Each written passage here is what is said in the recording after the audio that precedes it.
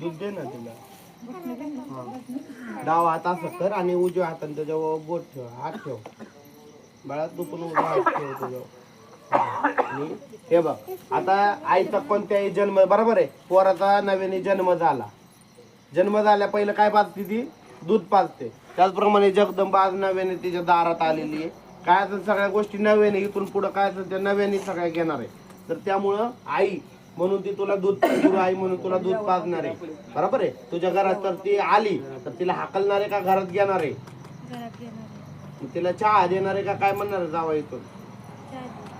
चहा पाणी देशील ना?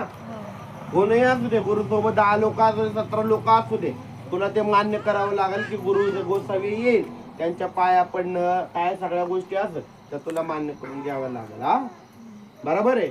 आणि गुरु मंत्र हा फक्त तुझ्यासाठी असतो, बाकीचे लोकांसाठी मंत्र नसतो. विद्या असते ती कोपऱ्यात असते, सगळ्यात उघडी असते का?